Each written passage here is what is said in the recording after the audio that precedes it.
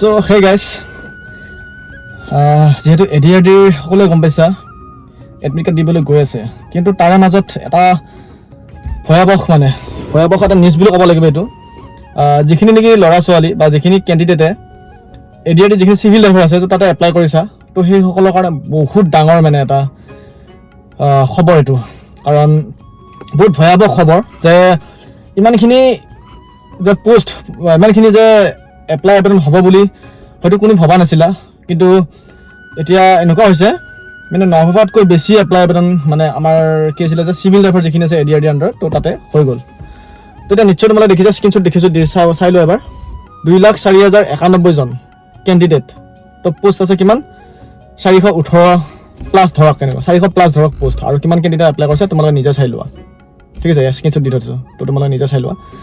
তো যদি তোমালোকে ভাবি আছিলা যে ইণ্টাৰভিউ দিনালৈকে আমি পঢ়িম বা ৰিটাৰ্ণৰ দিনালৈকে আমি পঢ়িম বুলি ভাবিছা, তেতিয়া তোমালোকৰ কাৰণে এইটো ভুল ধাৰণা। মই অলৰেডি ভিডিঅ'ত কৈছিলোঁ যে ড্ৰাইভাৰ যদি এডিআৰডিত যদি ড্ৰাইভাৰ যদি ভৰ্তি হ'ম বুলি ভাবিছ ন, তো পূৰা থিৰাং কৰি ল'ব লাগিব যে ভালদৰে পঢ়িব লাগিব, ৰিটেন নাম্বাৰ এটা হাইষ্ট নাম্বাৰ ল'ব লাগিব। তো এতিয়া সেয়ে হৈ গ'ল। তো ভাবি চাওক, যোৱাবাৰ অলপ পোষ্ট বেছি আছিলে, প্ৰায় 1100 পোষ্ট আছিলে, কিন্তু এইবাৰ পোষ্ট কমি গ'ল, 418 এনেকুৱা পোষ্ট আছে এডিআৰডি চিভিল ড্ৰাইভাৰখিনিত।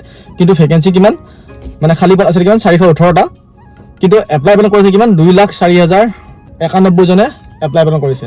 তো ভাবি চাওক, 2,04,000 জন ল'ৰা বা ছোৱালীৰ মাজৰ পৰা 418 জন কেণ্ডিডেট বাচিব লাগিব, তেতিয়া কিমান ট্ৰাফ হ'ব পাৰে এক্সাম। তো নাভাবিবা যে ড্ৰাইভাৰৰ চিলেকশ্যন প্ৰচেছটো বহুত ইজি বা বহুত সহজ বুলি।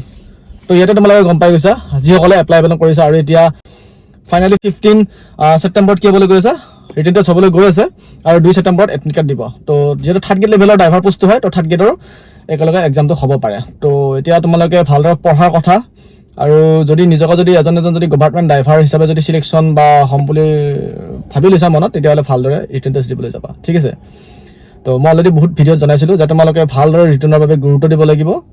তো এতিয়া সেয়ে হৈছে, কাৰণ 418 ভেকেঞ্চিৰ পৰিৱৰ্তে বা 418 পদৰ পৰিৱৰ্তে 2,04,091 জন প্ৰাৰ্থীয়ে আবেদন কৰিছে, আৰু সেই 2,04,091 জন প্ৰাৰ্থীৰ মাজত তোমালোকে 418 জন হ'ব লাগিব। তো তেতিয়া কি কৰিব লাগিব, এক্সাম ভালদৰে দিব লাগিব, তাৰপিছত কি কৰিব লাগিব, স্কিল টেষ্ট ভালদৰে দিব লাগিব, লাষ্টত কি কৰিব লাগিব, ভাইভা ভালদৰে দিব লাগিব। তো সেইবাবে ভালদৰে পঢ়া, ভালদৰে এক্সামটো দিবলৈ যোৱা, ৰিটেন টেষ্টটো দিবলৈ যোৱা। যিহেতু ড্ৰাইভাৰৰ চিভিল ড্ৰাইভাৰখিনি কোনো ফিজিকেল টেষ্ট নাই। যদি পুলিচত বা এনেকৈ যদি গ'লা হয় বা CRP বেটেলিয়ন যদি গ'লা হয়, তেতিয়া তোমালোকে ৰানিং দিব পাৰিলা, তেতিয়া ফেইল হ'লে। কিন্তু এতিয়া তোমাক কি কৰিব লাগিব, ৰিটেনতে তোমালোকে ভালদৰে নাম্বাৰ উঠাব লাগিব। তো সেইবাবে যিহেতু চিভিল ড্ৰাইভাৰখিনিৰ ফিজিকেল টেষ্ট নাই বা লং জাম্প ৰানিং নাই, তো সেইবাবে কি কৰিব লাগিব, ৰিটেনতে ভাল নাম্বাৰ উঠাব লাগিব। যদি ফিজিকেল টেষ্ট থাকিলে তেতিয়া ফিজিকেলত নাম্বাৰ এটা উঠালে তোমালোকে আশা এটা আছিলে, কিন্তু এতিয়া যিহেতু ৰিটেন টেষ্টত নাম্বাৰ উঠাব লাগিব। চ' সেইবাবে ভালদৰে প্ৰেক্টিছ কৰা। আৰু যিখিনিয়ে কনষ্টেবল ড্ৰাইভাৰ APO ৰাইডাৰ মেছেজত এপ্লাই কৰিছে, তো সেইখিনিৰ এইটোৱে গতি হ'ব। তো সেইবাবে ভালদৰে তোমালোকে প্ৰেক্টিছ কৰি থাকা ফিজিকেল টেষ্টৰ বাবে। কনষ্টেবল ড্ৰাইভাৰ আছাম পুলিচৰ আৰু APO ৰাইডাৰ মেছেঞ্জাৰৰ ভালদৰে ফিজিকেল টেষ্ট কি হয় প্ৰেক্টিছ কৰি থাকা, আৰু লং জাম্প প্ৰেক্টিছ কৰি থাকা, ৰিটেনৰ বাবে পঢ়ি থাকা। অকল লং জাম্প ৰানিং কৰি থাকিলে নহ'ব।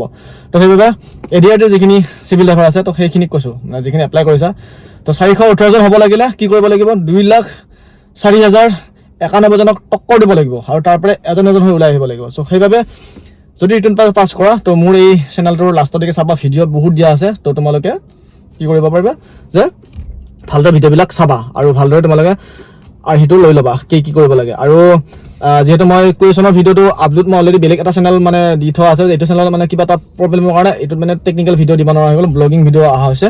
তো সেইবাবে তোমালোকে সেই চেনেলটো ছাপোৰ্ট কৰিবা, ডিছক্ৰিপশ্যনত লিংক আছে, বা তোমালোকে চাই ল'বা, তাৰপিছত তোমালোকে সেইটো চেনেলত ভিডিঅ'বিলাক চাই দিব। ঠিক আছে, যদি এডিআৰডি ড্ৰাইভাৰ পাছ কৰিম বুলি ভাবিছা। তো আজি ভিডিঅ'টো এইখিনিয়ে, মাত্ৰ এটা ভয়াৱহ হ'বলৈ গৈ আছে অসমত, বা এটা ভয়াৱহ হ'বলৈ গৈ আছে এডিআৰডি ড্ৰাইভাৰ এক্সামত, এটা ভয়াৱহ হ'বলৈ গৈ আছে এডিআৰডি ড্ৰাইভাৰ চিলেকশ্যনত, এটা ভয়াৱহ হ'বলৈ গৈ আছে এডিআৰডি ড্ৰাইভাৰ চাকৰি পাবৰ কাৰণে। তো ভালদৰে ৰিটেন প্ৰেক্টিছ কৰা, ভালদৰে পঢ়া।